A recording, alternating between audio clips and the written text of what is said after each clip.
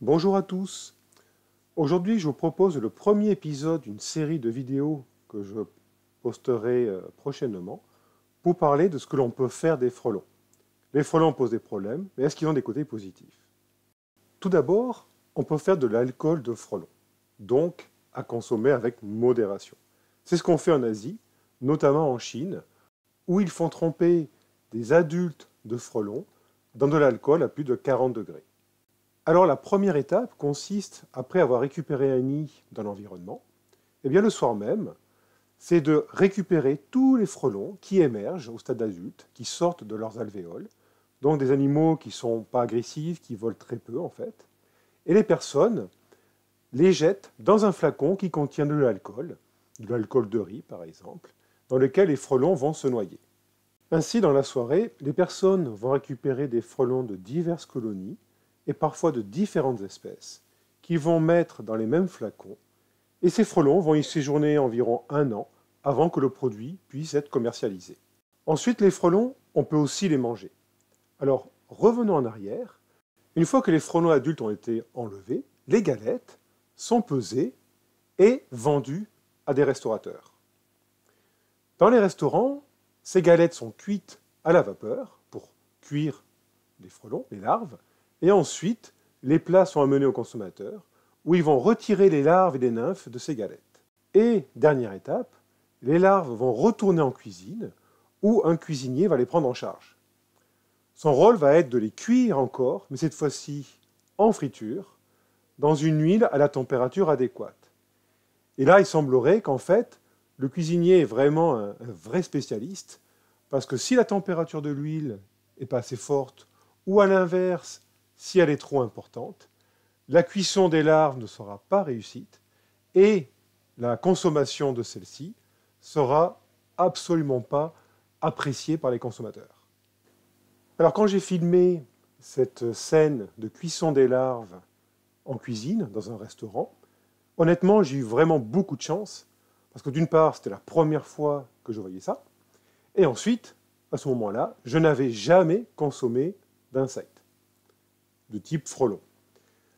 Donc vous pouvez voir que le cuisinier brasse consciencieusement les larves de frelons dans l'huile bouillante, et c'est vraiment un travail très très précis, d'après ce qu'ils m'ont expliqué, sachant que tous les cuisiniers en Chine ne sont pas capables de faire ça.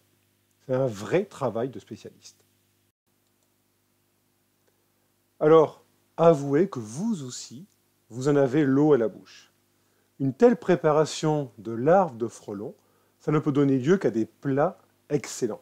Et je vous avoue honnêtement que certains plats sont vraiment excellents. D'autres, on peut discuter, mais c'est vraiment bon.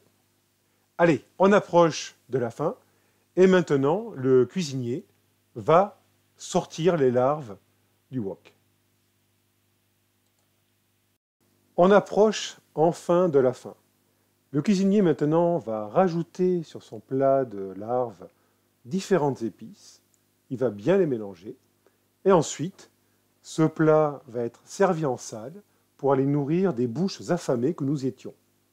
Alors les différents plats que l'on peut faire avec des larves et des nymphes de frelons sont relativement divers. Certains sont vraiment très bons, pour ne pas dire excellents, je vous avoue. D'autres, par contre, bon, on pourrait négocier. Mais dans l'ensemble, c'est vraiment extrêmement intéressant. Il ne faut pas avoir d'a priori vis-à-vis du fait de consommer des larves d'insectes. Mais je vous assure, c'est vraiment un mets de choix. Ce qui explique en fait qu'en Chine, les Chinois sont très friands de ces plats à base de larves et de nymphes, de guêpes et de frelons. Et ce sont des plats qui sont très recherchés et très chers. Cette assiette, par exemple, de larves, on peut considérer qu'il y en a à peu près pour 70 € dans l'assiette. Alors, il y a différents types de plats.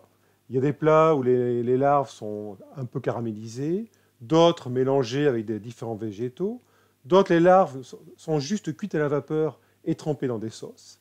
On peut faire aussi de la soupe de frelons, voire même, tenez-vous bien, des omelettes avec des larves de frelons. Donc, en fait, plein de plats différents. Pour terminer, j'espère que ce film vous a plu, que vous avez appris des choses, que vous allez avoir maintenant une vision différente des larves de frelons, des insectes en général, et du fait qu'on peut consommer des insectes. Alors certains vous disent que c'est l'avenir en termes de consommation de lipides, de consommation de protéines pour l'alimentation animale, mais également pour l'alimentation humaine en Europe. Oui, probablement. Mais ce qu'il faut savoir, c'est qu'en Asie, c'est déjà le cas. Les gens consomment divers insectes. Donc le fait de consommer des larves et des nymphes de frelons, voire même de boire de l'alcool de frelon fait avec des adultes de cet insecte, c'est, pourquoi pas, une voie potentielle d'utilisation de ces espèces qu'on peut avoir en Europe, et qui sait, pourquoi pas, même si certains le pensent avec humour, un moyen de lutter contre le frelon asiatique, le Vespa velutina, que nous avons en Europe. Donc si vous voulez d'autres informations, notamment sur cet insecte, eh ben, je vous engage à lire mon ouvrage qui est sorti l'année dernière, en 2019, où je parle notamment de tout ce qui est consommation de frelons. En tout cas, merci encore. Et dans les prochaines vidéos, je vous parlerai d'autres utilisations potentielles des frelons que l'on fait en Chine, mais pas encore en Europe. À très bientôt.